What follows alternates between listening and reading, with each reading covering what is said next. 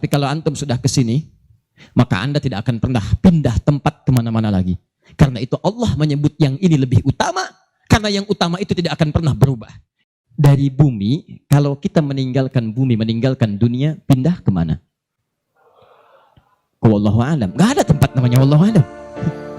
Allah Maha Tahu, tanyakan kepada Allah. Afala ya'lamu idza bu'thira ma fil. Mampir kita di alam kubur. Kubur.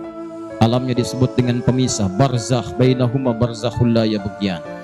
Dari alam kubur terjadi kiamat. Quran surah ke-75. Terjadi kiamat, maka kita akan berpindah ke alam yang paling akhir. Lihat sini, tahan. Ini awal papan tulis. Itu akhirnya. Akhir sabora, nihayat sabora. Lihat baik-baik. Ini dari awal, terus saya tunjukkan batas akhir.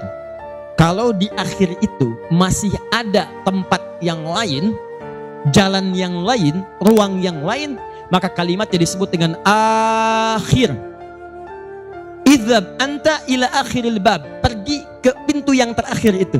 Tapi setelah pintu itu masih ada ruang lagi, maka itu kalimatnya dalam bahasa Arab disebut dengan akhir. Tapi kalau Anda pergi ke satu tempat, di tempat itu ujungnya itu nggak ada yang lain. Idhab anta ila akhir haid. Pergi sini nih sampai ke ujung tembok. Di tembok itu nggak ada lagi ruangan, nggak ada tempat lagi, tidak ada tempat berpindah, tidak ada ruang sekat lagi setelah itu. Maka tambahkan tak di ujungnya, bukan akhir, tapi tambah tak di ujungnya, akhirah. Dari sini muncul kata akhirat. Tahan. Kenapa disebut dengan akhirat? Karena ini tempat yang paling akhir. Setelah ini nggak ada tempat lagi. Antum dari sini habis masanya di dunia. Di bumi selesai. Di buminya tuntas. Cuman ada tempat lagi setelah itu. Pindah mampir ke sini. Kubur. Di kubur tuntas selesai, terjadi kebangkitan. Nggak selamanya di sini. Pindah. Terakhir di sini. Pindah lagi ke sini. Kumpulkan. Tapi kalau antum sudah ke sini, maka Anda tidak akan pernah pindah tempat kemana-mana lagi. Karena itu Allah menyebut yang ini lebih utama, karena yang utama itu tidak akan pernah berubah. Yang utama sifatnya abadi. Kalau sementara itu bukan utama. Kalau abadi itu yang paling hebat. Jadi kalau ada sesuatu tidak lama bertahan, maka Anda akan katakan produknya kurang bagus. Handphone baru berapa lama sudah hang, ini nggak bagus nih, KW nih.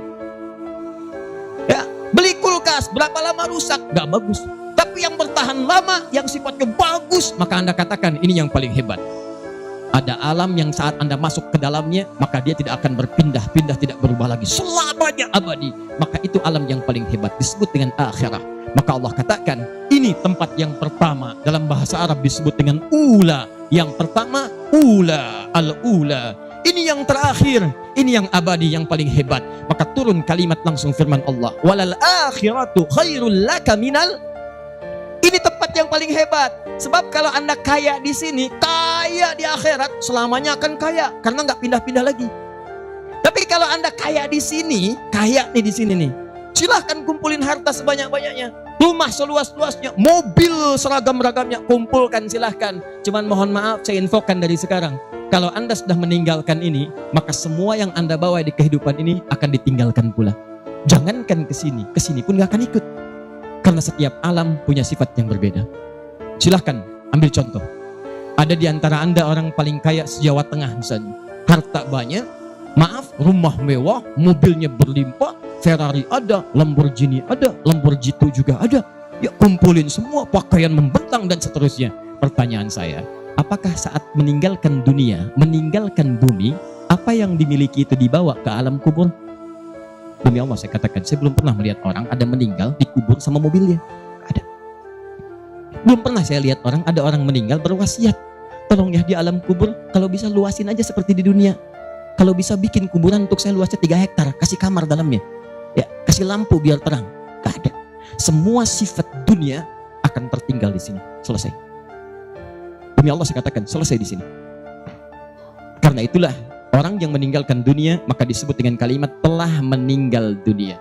Telah meninggal dunia itu bukan sekedar orangnya pindah dari sini ke tempat ini, bukan. Tapi semua sifat dunia ditinggalkan, gak ada yang ikut. Di semua nih, sifat harta, sifat materi, semua tinggal.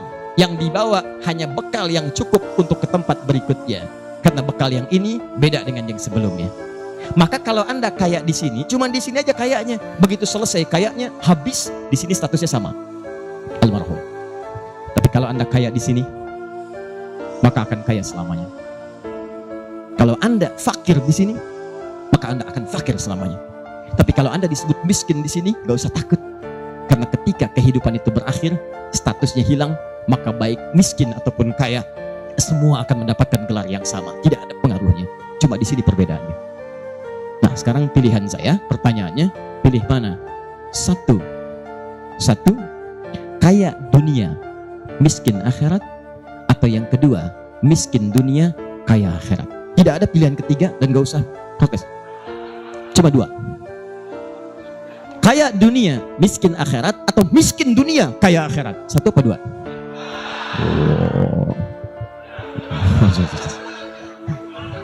Sudah. Saya tahu nggak pakai tangan pun udah ketahuan. Sudah. Baik, sekarang berarti kita sepakat semuanya. Siapa yang ingin kaya dunia? Angkat aja tangannya. Kaya, masa nggak ada yang mau kaya dunia?